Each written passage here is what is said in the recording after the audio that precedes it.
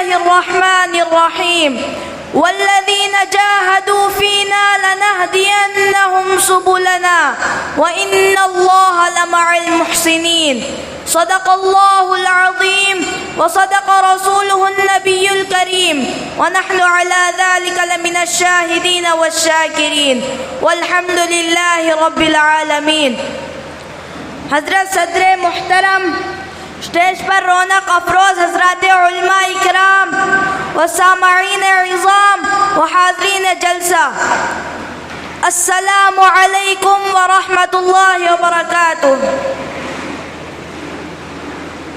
ہندوستان کا طفل وفادار میں ہی ہوں، ہندوستان کا طفل وفادار میں ہی ہوں،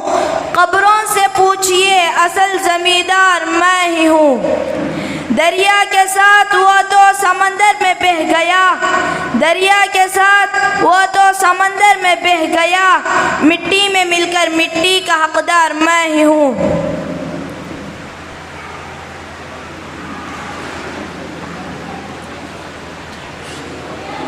حضرت صدر محترم،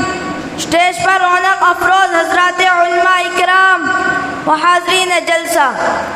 آج میں آپ جیسے ذی وقار شخصیات کے سامنے اس بات کو اجاگر کرنے کی سعادت حاصل کرنا چاہتا ہوں کہ وطن کی آزادی میں مسلم عوام اور علماء اکرام کا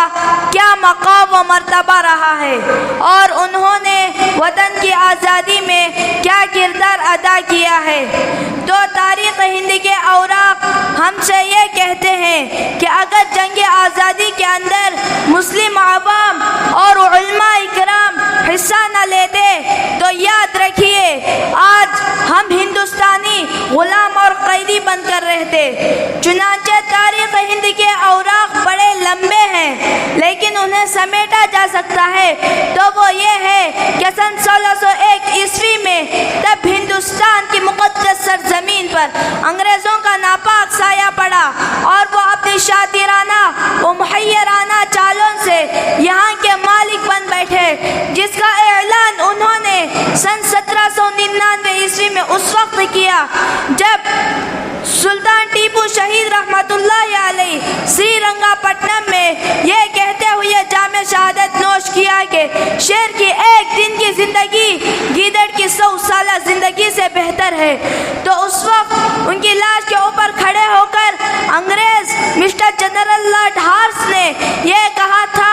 کہ آج سے ہندوستان ہمارا ہے. پھر سن 1800 عیسوی میں انگریز فوجوں نے دہلی کا رخ کیا. سن 1803 میں دہلی کے اندر ایسٹ انڈیا کمپنی نے یہ اعلان کیا کہ ملک میں بادشاہ سلامت کا حکم نہیں چلے گا، بلکہ ایسٹ انڈیا کمپنی کا یہ اعلان اس بات کی دلیل تھی کہ آج سے ہندوستان غلام بن چکا ہے. اور اس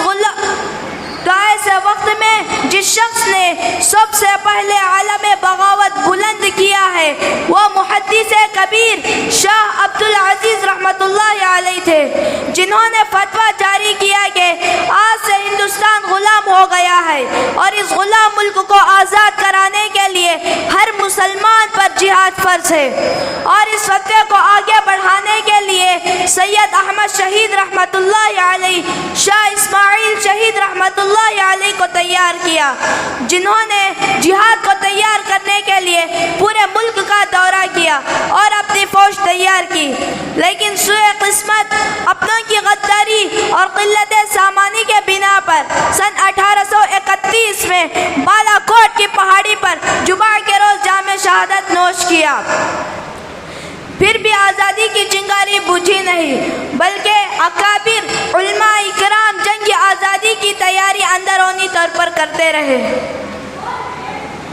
اپنے اجداد کو کبھی بدنام نہ ہونے دیں گے، اپنے اجداد کو کبھی بدنام نہ ہونے دیں گے، یہ حویلی کبھی نیلام نہ ہونے دیں گے. دیکھنا ہے تو دیکھ حکومت دے کر، دیکھنا ہے تو دیکھ حکومت دے کر، کسی شہر میں کوہرام نہ ہونے دیں گے. میرے دوستوں، اسی پر انہوں نے بس نہیں کیا بلکہ دہلی دہلی جیسے بارونق شہر کو انگریز نے بھیانک کھنڈرات میں تبدیل کر دیا، شہر کی تاریخی عمارتوں کو زمین بوس کر دیا۔ حد تو یہ تھی کہ دہلی شہر کی نصف آبادی مسلمانوں پر مشتمل تھی، لیکن ظالم انگریزوں کے بے تحاشا مظالم کے سبب شہر میں جا بجا کھنڈر مقامات، سڑی ہوئی لاشیں اور انسانی اعضاء کے علاوہ کچھ نظر نہیں آتا تھا،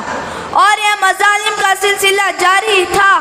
کہ اچانک ہندوستان کی تاریخ اپنا رخ بدلتی ہے۔ حضرت مولانا قاسم نانوتوی رحمۃ اللہ علیہ خواب دیکھتے ہیں جس میں میرے اور آپ کے آقا حضرت محمد رسول اللہ صلی اللہ علیہ وسلم کی زیارت کرتے ہیں، اور اس خواب کے نتیجے میں سن 1867 میں دیوبند کی سرزمین پر ایک دینی مدرسے کی بنیاد رکھی گئی، اور یہ حقیقت ثابت ہوئی کہ جب بھی وطن پر ظلم و ستم ڈھایا جاتا ہے اور اہل وطن کی جان و مال، دین و مذہب پر حملے کیے جاتے ہیں تو انسانی فطرت کے مطابق وطن والے اس کو برداشت نہیں کرتے اور اس ظلم کو ختم کر کے ہی دم لیتے ہیں۔ اب میں انہی چند باتوں کو اس شعر کے ساتھ ختم کرتا ہوں۔ دل سے نکلے گی نہ مر کر بھی وطن کی الفت، دل سے نکلے گی نہ مر کر بھی وطن کی الفت، میری مٹی سے بھی خوشبو وفا آئے گی۔ تجھ کو مبارک ہو حکمرانی، تجھ کو مبارک ہو حکمرانی،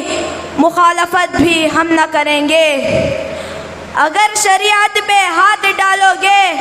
تو نہ تم رہو گے نہ ہم رہیں گے۔ وما علینا الا البلاغ۔ السلام علیکم ورحمۃ اللہ وبرکاتہ۔